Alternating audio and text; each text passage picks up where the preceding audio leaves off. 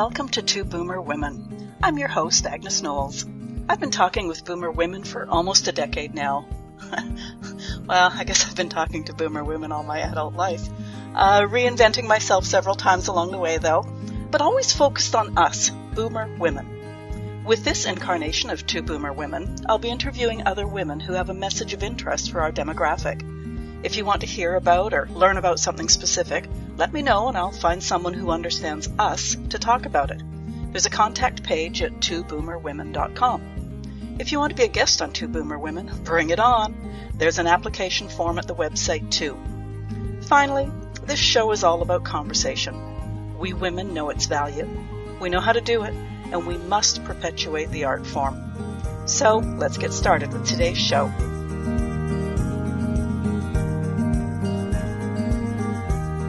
Welcome to the Two Boomer Women podcast. I'm your host, Agnes Knowles. December 22, 2022. Who can believe another year is coming to a close? It's been a pretty amazing year here at Two Boomer Women. My guests have been varied in age, in gender, in skill, and expertise. Just one of the reasons I love creating this podcast for you. Next week is my year-end wrap-up, so I hope you'll tune into that. You'll also learn all about the changes that are coming to the podcast in the new year. Season 4, that's crazy. This week I'm sharing the most listened to episode of 2022. In August, I spoke with Jennifer Conroyd of Fluid Running. Jennifer is a marathoner who got injured 6 weeks before the most important race of her career. So, like many of us, she consulted Dr. Google. She chose the right healing modality as it led to a recovery that qualified her for the Boston Marathon.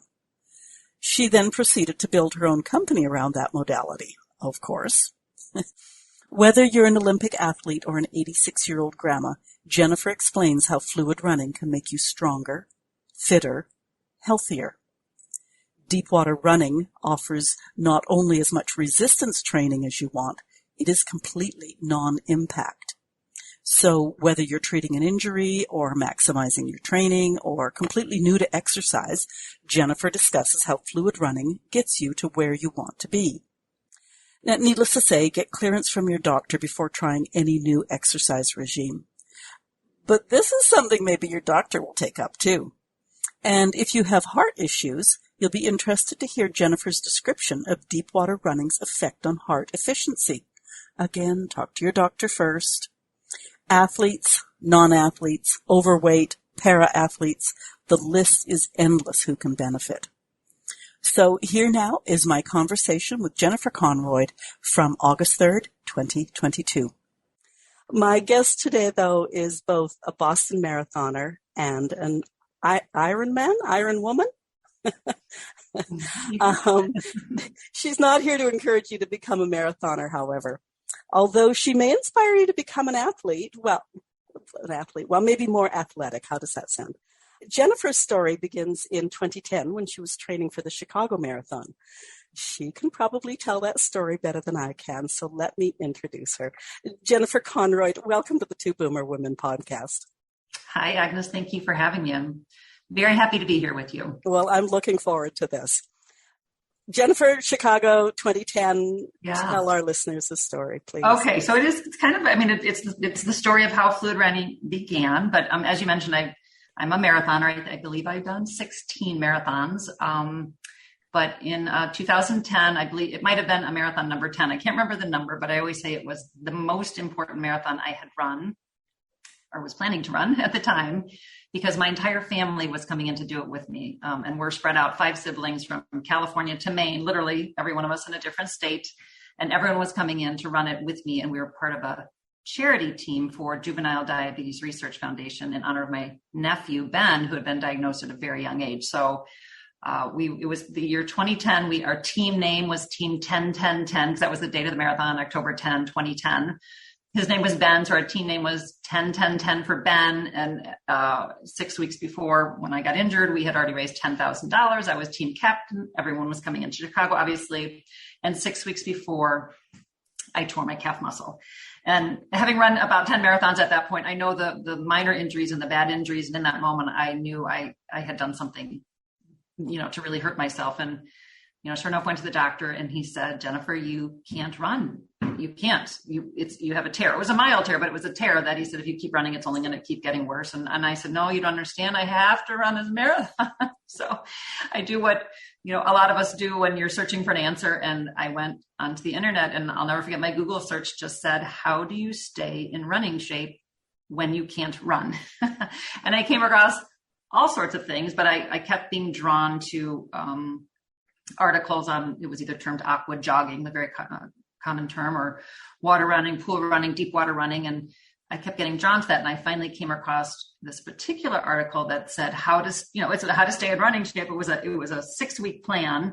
But I looked at like how long the runs were, and they weren't marathon long kind of runs. So I ended up reaching out to the author and I said, is there any way I could talk to you? I said, I only have, 6 weeks. It was a 9-week plan. It was a 9-week plan. I said, I only have 6 weeks and I need to run a marathon. So he reached back out to me and said, I have someone that can help you out. He put me in touch with a coach and who said, Jennifer, I promise I'll get you to this marathon in the water. So he gave me my running workouts. They're very similar to what you would do on land, but in the water. It was all heart rate based. I even say I did my 20 miler in the water, which meant keeping my heart rate at the time at about 140 for 3 hours, as part of this plan. But I had not run for 6 weeks. And I always say if there's any runners out there, if you miss 3 days, you start to panic, let alone 6 weeks of not running. So I got to the start line and it was kind of like one of those like, so help me God if this works. And not only did it work, but I finished the marathon strong. Not only did I finish it, but I qualified for the Boston Marathon. Even on that particular marathon, it was a hot day and I hadn't run in 6 weeks. And I say it truly was that light bulb aha moment when I crossed the finish line. I was like, oh my gosh, like, why isn't every injured runner doing this? And I just started thinking like the applications, like here I was, like limping. I was limping, right? I couldn't do an elliptical that hurt my calf. I couldn't ride a bike that hurt my calf. I'm limping around, yet I was able to stay not just in, peak physical shape, not just marathon running shape, but Boston Marathon running shape without running on land. So that was I need to do this with my life somehow. So that was the beginning. That's crazy. So calf muscle, how long would it have taken you to become competition ready given the other modalities that were being used? That's a good question, because I could talk for hours about all the benefits of deep water running, but that's one of the huge benefits is that when you're in the water, in the, the deep water, meaning, where you can't touch the bottom, it doesn't need to be 20 feet just so you don't touch the bottom, but the depth of that water, even, and the depth of your legs, say it's 5 feet below the surface, there's a lot of pressure, right? And now you're running in the water, you're moving your leg back and forth in the running motion, and you've got this water pressure on your legs. And as your legs are moving back and forth, you're kicking up all this, like kind of turbulence of the water, which is kicking up all the circulation in your legs. So it has this immense healing benefit. So all the time I was doing my running, I was actually speeding up the healing of my calf. So it's kind of incredible that while I was working out, I was actually speeding up the recovery of my calf tear. So, it might have healed in 6 weeks by resting it. But I think I probably healed it even quicker, to be honest with you, because of all the benefits of the deep water and the pressure and the. So normally, would it have been recommended that you rest for several weeks and then just physio or whatever carefully? Yep. I wasn't like crutches, but it was like, you need to rest this. You can't continue to strain this muscle like that and put pressure on it. And certainly no running. So yeah, it was very effective, to say the least. Yeah, sounds like it, Jeepers. I used to be really, really fit, and I have had not that injury, but injuries, and you just go like, oh my goodness. Yeah. So, okay, so you told us a little bit about deep water running. Yeah. So can you tell us more? I saw a belt. Okay. So, so let me just back up just to kind of how I got there. So then, I did this and I was like, well, how do I want to do this with my life? How do I want to teach it. I want to train it. So I ended up, I talked to my coach and I said, how do I become certified? And he said, well, it's very popular in Canada, water running, and it's popular in, Australia. So I ended up going to Canada a couple of times to get my certification. Okay. And then I came back and I started teaching it. But what's required to just do aqua jogging, deep water running, the only thing you actually need is a flotation belt. And I say that because, and a lot of people, and especially like runners will say, oh, I don't need a belt. I can do it without it. It's harder without it. I'm like, well, yeah, it's harder, but you can't hold form. You can't hold like running form, I say, without that flotation belt. And people will often ask, is that a weight belt? I'm like, nope, it's a flotation belt. So flotation belt holds you in that upright position to allow you to do proper, as I call it, proper running form, like mimicking just like you run on land. Because without that belt, that forward and backward motion isn't going to keep you up. You're going to start kind of pushing your hands out to the side, kicking your leg like the egg beater, kind of a treading water kind of a motion. Yeah. You'll just end it. I've tried it. I mean, even I'm very fit. I can only do it for a couple of minutes and then I start kicking out sideways to keep myself afloat without a belt.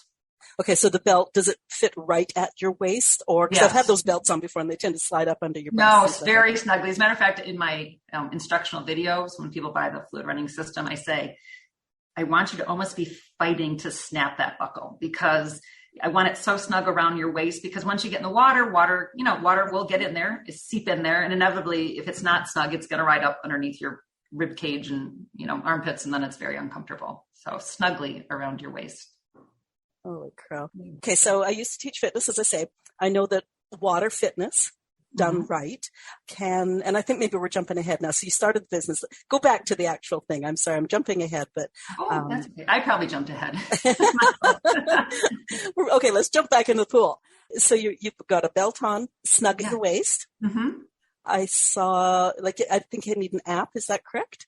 Yeah. So the fluid running system, the full system includes if someone were to go to the website and order the fluid running system, the first thing they get is is a welcome, and they get a link that is instructional videos. And that part is so critical because the workouts in the fluid running system are audio only. The people get very confused by that. They think they're staring at their phone. I'm like, no, it's all audio.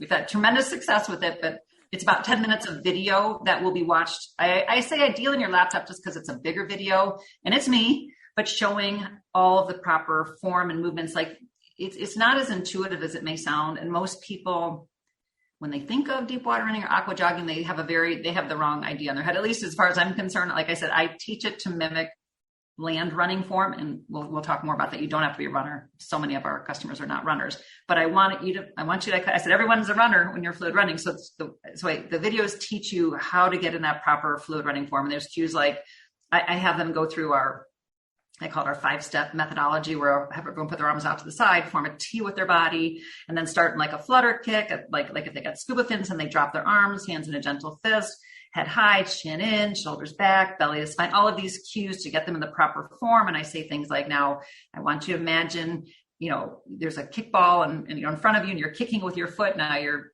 trying to scrape something off the bottom of your shoe. And now you're kicking that kickball with your heel. Think of your foot as a paintbrush. So it's all these cues that I go through very clearly. And then we have some other movements in the workouts, things like cross country, like the Nordic ski.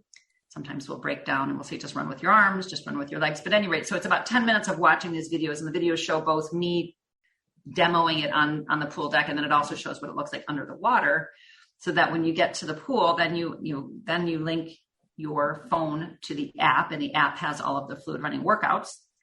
And I always say, please start with the introductory, because that introductory workout, so then you put in your Bluetooth, you get Bluetooth waterproof headphones come with your system. You pair to your phone, you get to the pool, you pull up your app and you say, well, I'm going to do, take the long way home today. We have all these different names for our workouts, and you click that, you put your phone in your gym bag or towel.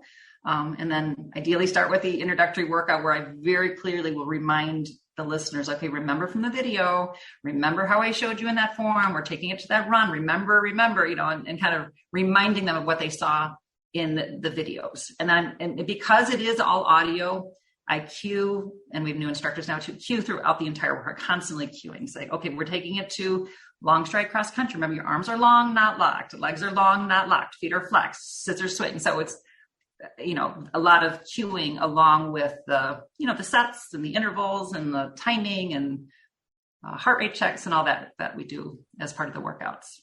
So what I'm hearing then too is you're a runner, so that's sort of where your focus is.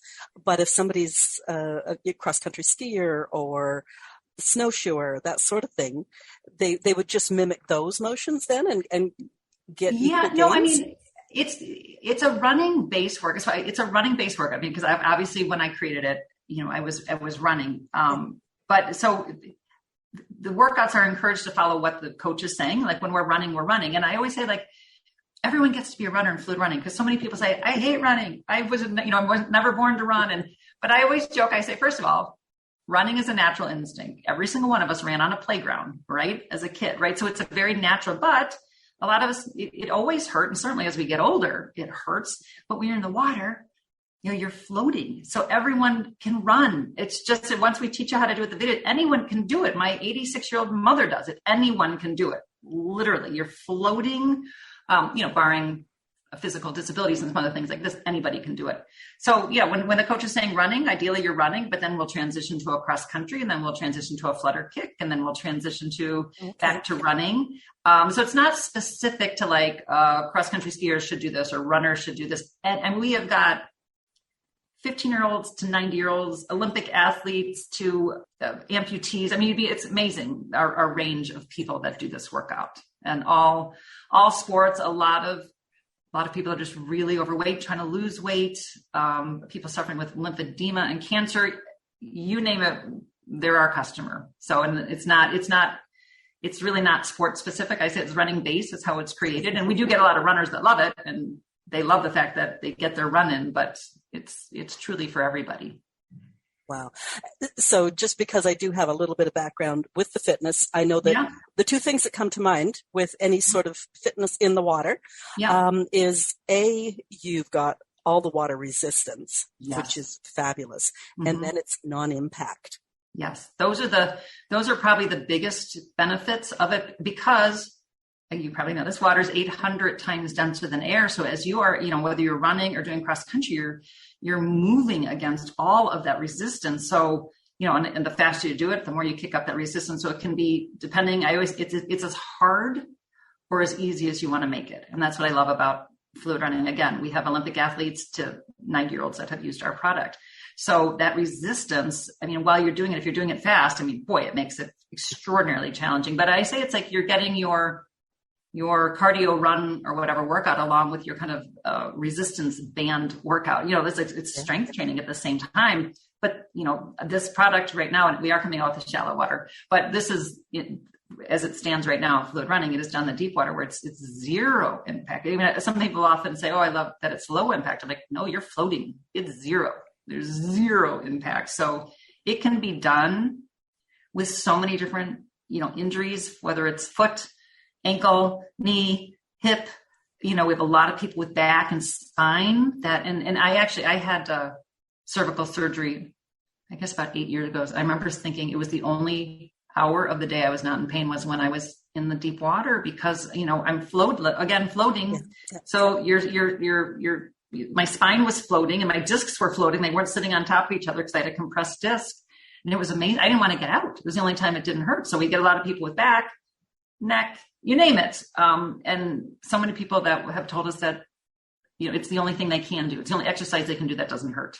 So it's very rewarding. Before I pressed record, I mentioned that I just come from my seniors exercise class where I lead these women. And talk about ideal, because I know I'm always coaching them, saying, okay, this is what we're going to do. If you've had a hip replacement, if you've got, you can't just do as much as you can do, or do it this way, or, if you've had a knee injury, so you're always trying to give them those other alternatives and remind them not to work through pain when you're 85 years old. Right. So this sounds like, ideal. Yeah. Now the audience is boomers. As we become older, we have other issues, and it sounds like this is still ideal. Arthritis, all sorts of heart issues. You talk to those for the non-athlete. Right. And again, honestly, I would say I'm going to go with 70% of our users are not athletes, and our demographic is women 55 plus. Is really who buys this product for the most part. And it's mainly, we get men too, but it's mostly women. And I say it's women who really want to work out. They want to work out, but darn it, if they even go for a long walk, they come back and their knee hurts, so this allows them, again, the ability to work out without pain. But I can't even tell you how many people come with arthritis and knee pain. And again, a lot of people, they talk about being like bone on bone, right? But when you're in the water, again, I keep using that word floating, but you are, so you don't have anything pushing against each other. We always say with any injury, any ailment, always get clearance from your doctor, of course. But what's nice too, I like about fluid running, because you're floating and you're never touching, you can modify. I love that too, as a runner or somebody. Like, people sometimes say, like, my right knee, hurts so much, and we've had people say even sometimes it hurts when I'm doing fluid running. I'm like, okay, I'll say you're probably kicking out too hard on like the forward motion. I'm like, really forward, try to focus on pushing forward more with your quad than that kick forward motion, things like that. And then I say the nice thing is you can do full force on one leg and like a more little gentle force on the other leg if that's the knee that hurts. And what's nice about that, because you're floating, you could never do that on land, right? You couldn't try to put more force on one. If you did, that's going to mess up everything else because we're all connected, right? So yeah, heart, of course, always ask for clearance with the doctor, but it's a really great heart workout, because when you're vertical in the deep water, you're like a tube of toothpaste and everything kind of gets squeezed upward. So you're actually pumping more blood out of your heart per beat, which strengthens your heart. Okay. Yeah. That's interesting, because I do have ulterior motives. My brother will be 75 next month. Yeah. He's been a runner for as long as I can remember. Yeah. And he, I don't know, maybe in the last year has had some sort of a heart issue happening. Okay. And he cannot run in terms of those distances that he used to do and, the speed that he used to do. And I actually was talking to him just recently, and he said, "Oh yeah, I can't talk right now." We were texting. I said, he said, "I can't talk right now. I meant some run." And I went, "You're running?" And he went sort of, I could hear the disgust, because he's my brother. I could hear the disgust in his words going, "Well, I guess my version of it." Yeah. Okay. But, right. Yeah. So you, not only are you pumping more blood per beat, but your heart rate is slower. So it's kind of, they call it it's like the perfect cardiac efficiency. More blood per beat at a lower heart rate, yet you're working. It's really interesting because, and I always have to explain that to the athletes, because they'll get and go, "Oh my gosh, my heart rate wasn't very high." I'm like, well, you have to understand that you're pumping out more blood and the heart just can't pump it out as fast as when you're running on land. So I use this example: when you're running on land, your heart's going boom, boom, boom, boom, boom. Same exertion in the water, because all this extra blood is being pumped out per beat. Your heart goes boom, boom. It can't pump it out as fast, but that really is like the best efficiency of your heart, and it really strengthens your heart. So it's a great cardiac workout. But I always say, any heart issues, check with your doctor first. But yeah. And I often clarify that too with my guests of like, this is great information, but you aren't a doctor, and you can't give advice anyways without knowing a person. So correct. But okay, now you've mentioned if someone's overweight, it's a good modality for bringing weight down while you also gain muscle, which increases your metabolism, etc. So really great. And we've had, I have a success story. Well, several. We've had people lost. I've heard from 50 to 175 pounds doing fluid running. And I'll tell you why, especially for people that are really overweight, this is why it's so wonderful. Number one, obviously, if you have a lot of extra weight on your body, then you got a lot extra weight on your joints, right? So number one, none of that. We're all kind of weightless in the water, which is wonderful. Number two, people that are overweight sometimes tend to overheat even more. But I say in the water, water temperature is generally 82, even if it's 84, that's 14 degrees below your body temperature. So it keeps your body nice and cool. You don't overheat. There's no, it's chafing. And the big plus is if running in water burns 40% more calories than running on land, which is crazy because you think of running on land as the ultimate weight loss cardio, right? But again, because you're running in the water, which is 800 tons denser than air, you're working harder. You're using muscles that you don't use running on land. And I keep referring to running. And again, you don't have to be a runner. Most of our runners aren't, but it's kind of just a good to understand how great it is. You're using the way we teach it. It's the same biomechanical motion as if you were running on land. So your legs get a running workout, even if you're not a runner. You get the cardio workout, right? You also get though, and this is why it burns more calories, all that extra resistance, but you get an arm workout. The water hits you above your shoulder. So as your legs are going back and forth, but your arms are also swinging back and forth. So I often say when you're running on land, your arms are just swinging through air. They're not doing anything, but in the water, they're actually I've had people talking about how, their husbands have commented on how toned their arms look from doing fluid running. but your core also to stay in that upright position. You've got that flotation belt around your waist. It requires all of your core to be stabilized. Your abs have got to be tight. I always say, pull your shoulders back and your shoulder blades together, back and down. So all of your upper body core muscles they're all firing. I always say, sometimes we have live classes. I'll say, everyone, I just want you to completely relax. Like if you just relax, you'd flop forward, right? So to stay upright in the water like that, all of those core muscles are engaged. Your arms are working, your legs are working. So it's your whole body. So it burns 40% more calories than if you're running on land. You would have to be working at kind of the same intensity. And a lot of people, again, aren't runners. They don't know what that is. I always say, if you're running on land, call it a 70 to 75% effort level.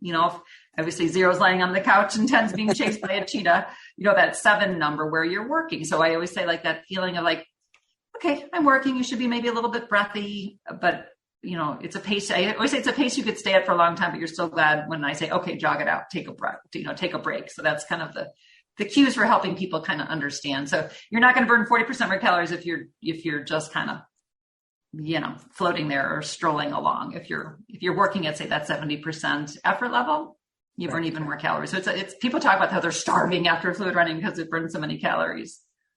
Well, you keep on emphasizing too that you don't need to be a runner, but I mean, on every able-bodied body out there, where are the large muscle groups? Yeah. It's the legs. The legs. And as you said at the very beginning, this running, walking motion is such a natural for the human body. Yeah, a lot of glute work, but again, we do when you're running and we're doing that cross-country Nordic, a lot of glute and quad and so. Good. And then the other thing, just that you said something about chafing for heavier, overweight people, is the other part of that is if you're doing something on land as women, if you are overweight, chances are you have large breasts and the girls float. Yep. For sure. Yeah. And this is something else. And I have heard this from people that are body conscious. Granted, you're in a bathing suit and that for some people makes them uncomfortable even. But once you're in the water, you're exercising and no one can see what you're doing. Nobody sees your body. There's no mirror, in the cycle studio where everyone can see, so that's kind of a nice thing to it for people. They like that nobody can actually see them, which is nice. Yeah. This is totally unrelated, but, a number of years ago, there's a local pool that whenever the older women had their morning swim, they would close all the curtains from the viewing area. Yeah. So it was lovely. They could go out there and everything that sags or droops. Right. Bounces, whatever, jiggles. Come on.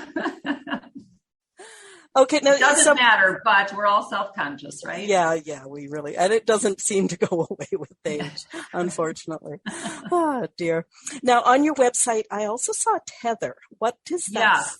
So that's part of the system. So the system, again, is, you get the link to the instructions, then you get all the instructions on how to download your app to the workouts. It comes with 4 workouts, the basic system, but then it also comes with the tether. I always say the tether is not necessary, but dang, people love that stinking tether. So the tether, I think of it like a little bungee cord.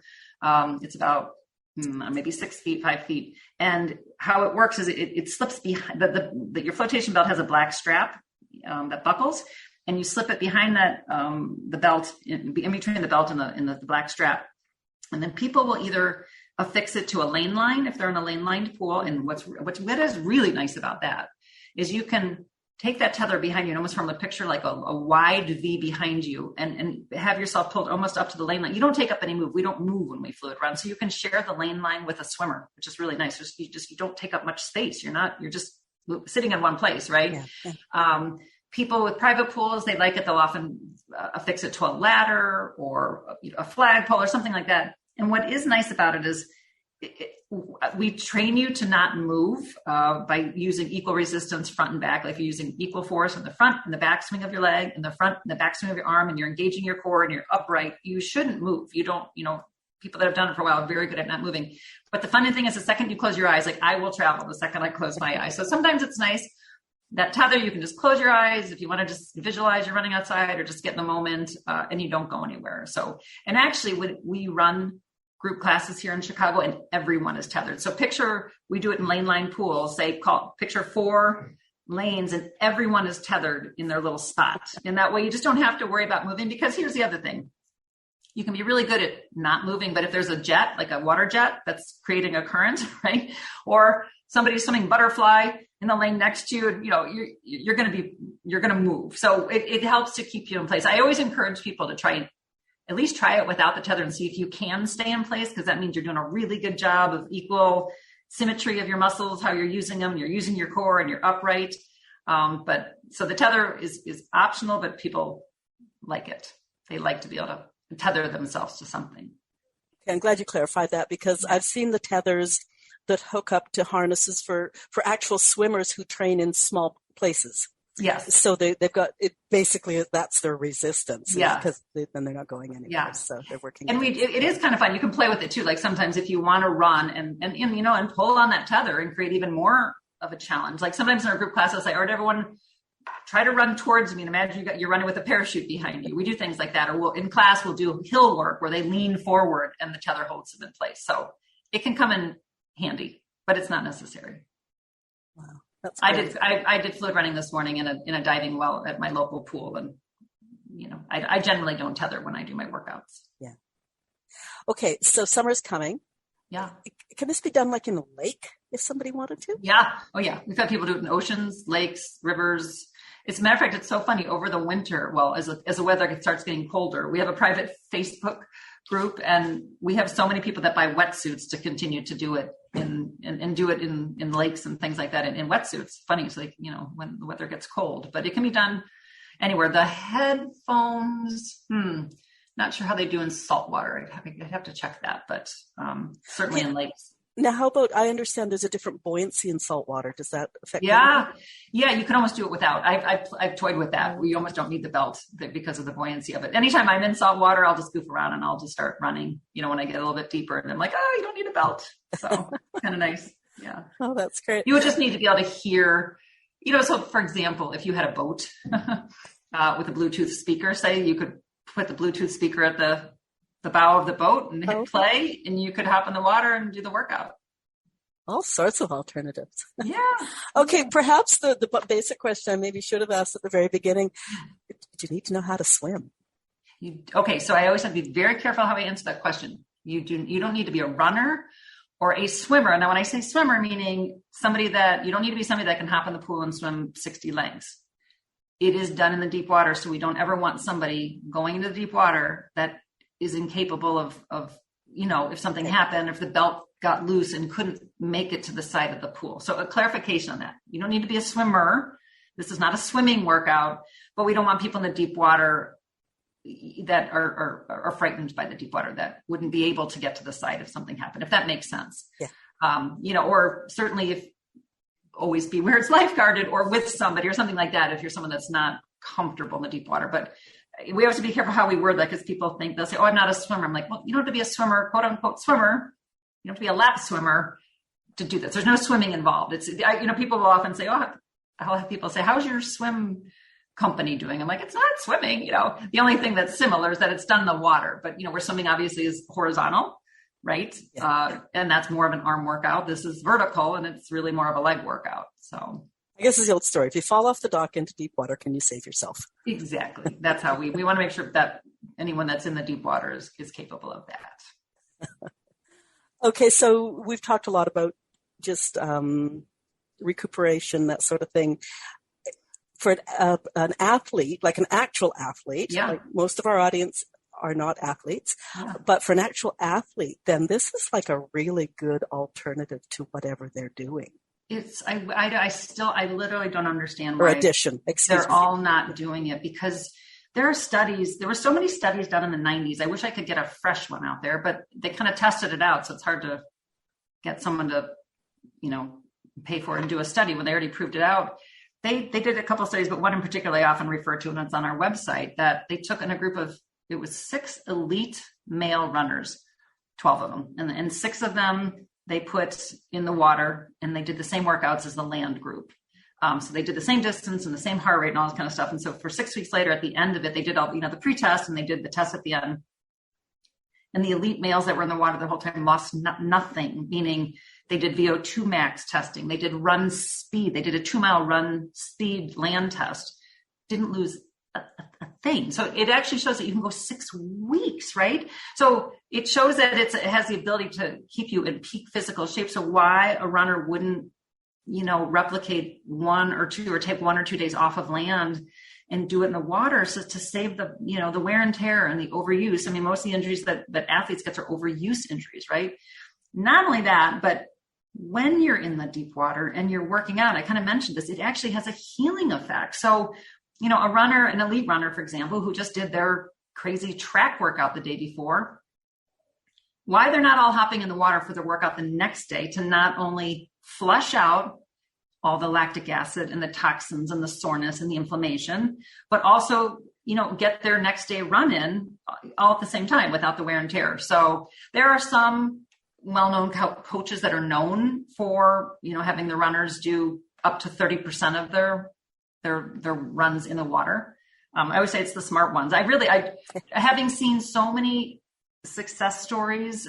We just had a woman who ran the Boston Marathon.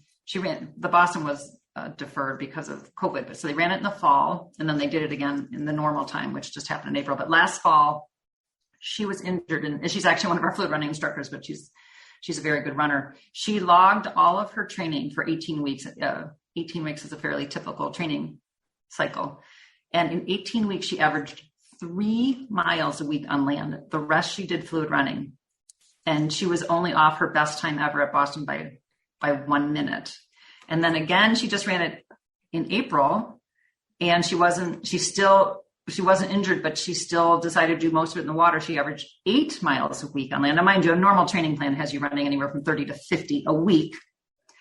And she did 8 miles a week, and she got her best time, her PR, as runners call it, by 10 minutes at Boston, which is a very hilly course, by the way. So she took 10 minutes off her best time at the Boston Marathon, only running 8 miles a week. The rest was in the water. It's like magical. I truly don't understand why more, especially athletes, aren't doing it, because it's a way to, reduce injury, again, flush all that information. But it's also all that extra strength work you get while you're in the water. Great hip flexor work, great core, arms.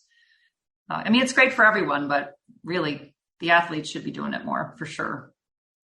Last fall, I interviewed a woman she's a senior athlete, and she came to running sort of later in her life. Yeah. And I'm just thinking this would make her and she's always got medals around her neck, as she is.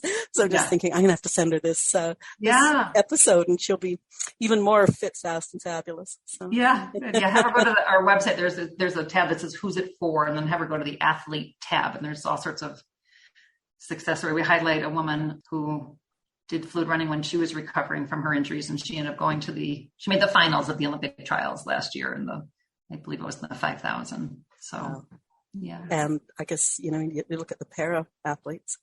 Yes. Yeah. Yeah. We actually just had a guy post on his Instagram account who recently lost his leg from the knee down and got his blade. And he started fluid running when he was suffering from lymphedema, and then eventually had to have his leg amputated. And he posted how his blade broke, and the only thing he was able to do was fluid running. And he was so excited that he was still able to do it, and posted that he just did his first triathlon. And I was so excited. That was the first, amputee that we knew of that was sharing about how it helped him, which was wonderful.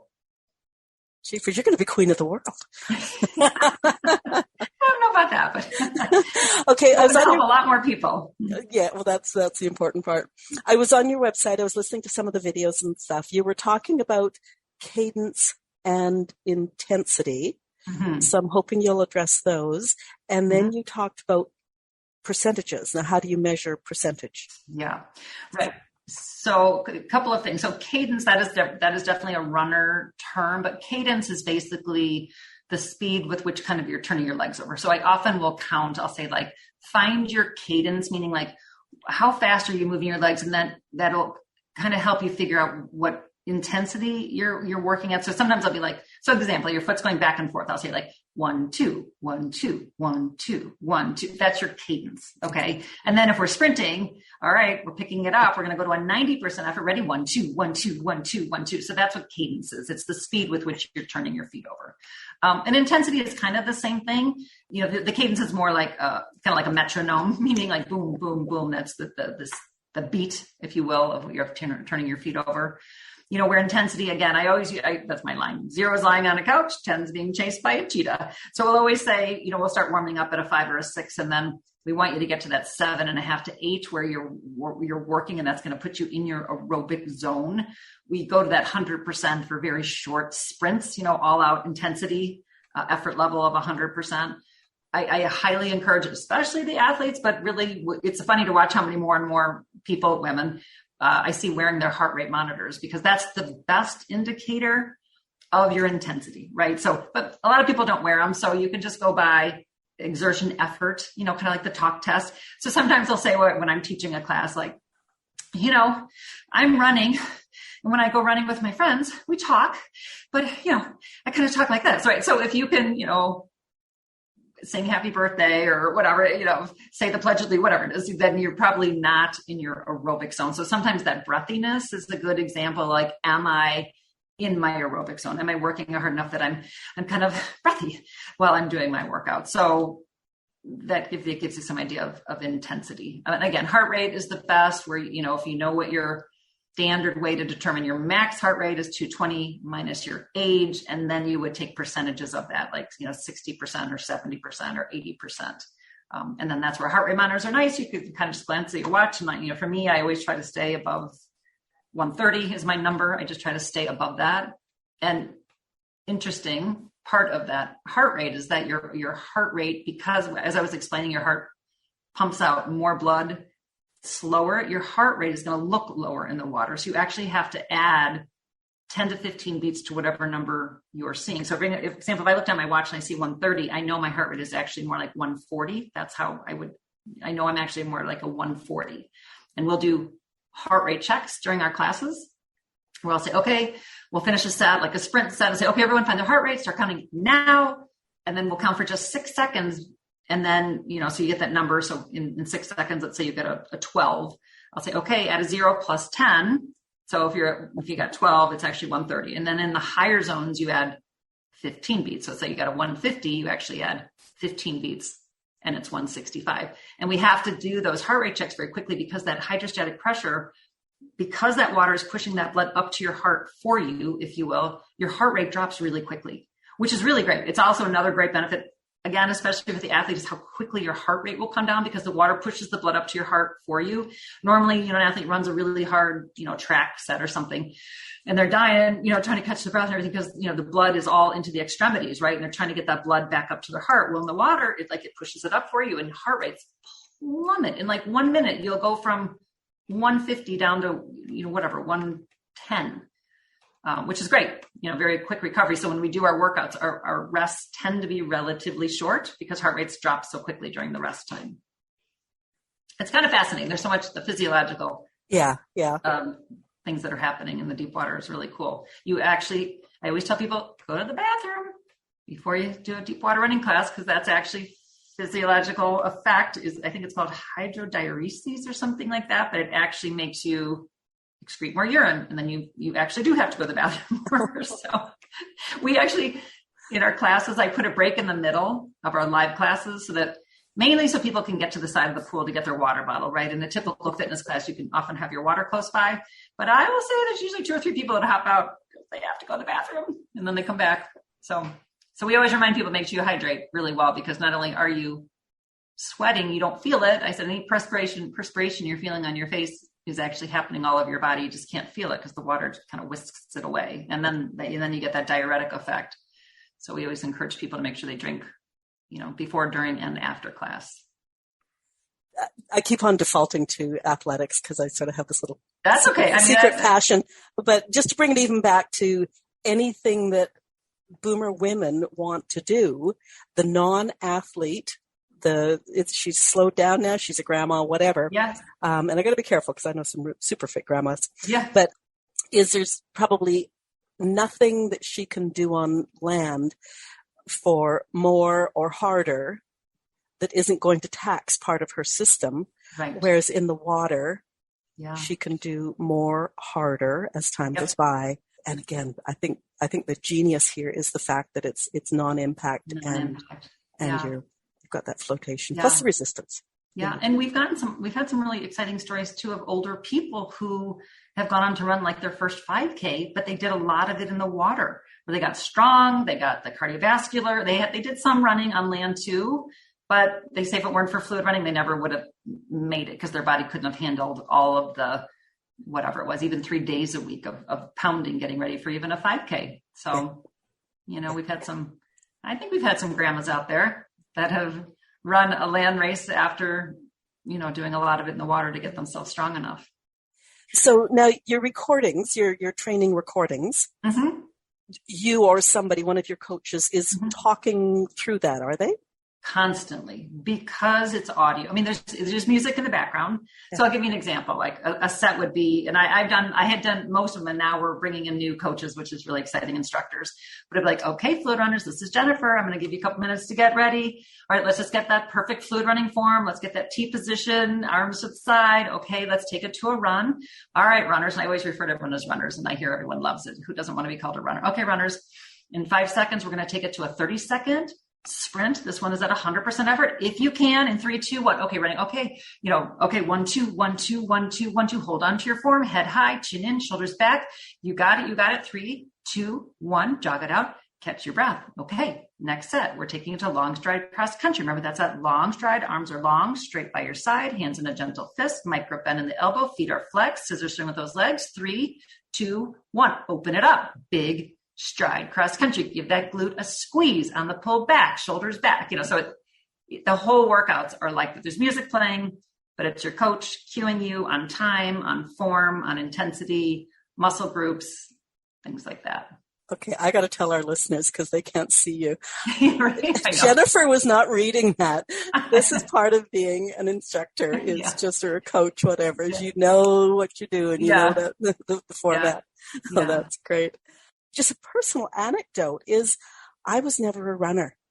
I would train till the cows came home. I'd get out running, and I was so bored and that was the reason for my question is you're talking through, because I was so bored that I would even think, oh, maybe I should just go home and do the ironing. And it's who wants to do the ironing? Yeah. But I was so bored. Whereas to have somebody talking in your ear with maybe a bit of background music, when my brother came to visit, I'd run with him, no problem at all, because I had someone to talk to. Right. Well, so anyone that actually knows of aqua jogging, they will say it's worse than watching paint dry, or it's worse than the treadmill. But that's what makes fluid running so special and we've got all these different coaches. We've got all these different kinds of, we have one which is a guided 10K run, right? So we say, all right, I say, okay, runners, we're getting ready. We'll come to the start line. We're going at a 9-minute mile. So meaning every 9 minutes, we're going to call out a mile. Clearly, some people are going to be running faster. Some are going to be running slower, but we're going with a 9-minute mile. So we'll be like, all right, runners, here comes. All right. See that woman in the pink shirt? We're going to pass her. Pick it up. You got it. Good job. Okay. You see that big number 2? You see that number 2 coming up at a 3, 2, 1. Woo! You just crossed mile number 2. I'm going to give you a quote to motivate you for mile number 3, and then they'll throw out a quote, say something like, if it was easy, everyone would do it. And then just, okay, you got a headwind coming and, person's holding up this sign and meanwhile music's playing. So even a 10K where you're just running the whole time, the coach is cheering you on, giving you quotes, telling you things to do, things to keep you motivated. So I just want to order your audios just to hear you. Well, this is so funny. Again, in this private Facebook group, we have people now that will put the men for fluid running on, and they'll do they're elliptical to it, and then so just when I say pick it up, or something, they just said they love having me in their ear. I mean, me, because I had done the majority of the workouts at this point. Now we have new ones, but we've had people say, "Can you create these for just land running?" To your point, to have someone in your ear coaching you along, and keeping you motivated, and don't pull back now, not yet. You got 20 more seconds. Hang in there with me. You got it. I'm right here with you. Finish strong. Those kind of things that do help to keep you motivated. Oh, that's great. Yeah. Okay, I'm going to take it over to the other extreme now. Is there anybody who shouldn't do fluid running? Is there anyone that shouldn't do fluid running? Gosh, we've had so many different ailments and injuries. So nothing that comes quickly to mind. That's probably somebody with a severe heart condition, I would say, probably shouldn't be doing fluid running. So clearance with anything, but probably a severe heart condition. I would probably want to talk to the doctor first. So, like that fellow I met one time who would always walk away and go, he's holding his chest. Yeah. And he'd had open heart surgery just literally a few days before. Right. And I guess that's the other thing is any open wounds. Open wounds, always right. Anything post-surgical, open wounds, we always say, things like that. Okay. No, that's good. Okay. What haven't we talked about that you think boomers, keep with boomers here, that boomers should know or think about if they're thinking that this sounds very interesting?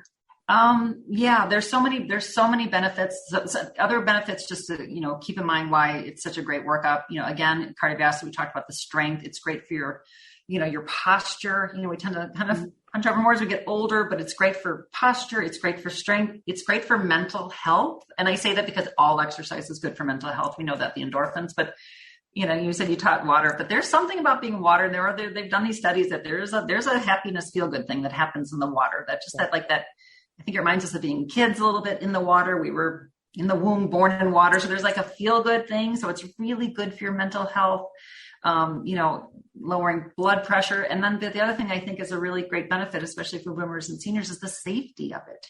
There's no falling risk. There's no, the water, the temperature is always kind of the same. You're not worrying about going out in the freezing cold or overheating in the heat. It's very safe when you're in the water. Again, I keep using that word floating. You got a belt around your waist, you're floating in the water, you're completely supported. So it's a great safe workout. You don't have to worry about, in darkness or weather conditions, tripping, falling, losing your balance, any of those kinds of things. And even, I'm going to throw in even the germy part, which we're all kind of aware of with COVID and things like that. If you're in a pool, it's chlorinated and safe. And I know that's a big concern. And it's there's studies that show that, even the COVID virus is killed within seconds of being exposed to chlorine. So that's another bonus. It's safe in that regard too. Well, and as a grandmother, I will add that, one of the biggest upsetting things that happen in a grandma's life is the fact that she has become too weak to lift a grandchild, and you were talking about like the arms and the backs and stuff like that, as well as the legs. It's just, to be able to still pick up a little baby and cuddle them safely. I think the older we get, the more we care about just some of those like really basic things, right? Unload your groceries and be able to pick up your grandchildren and, go for a walk or whatever the case is. And this is an all over body, complete strengthening body workout.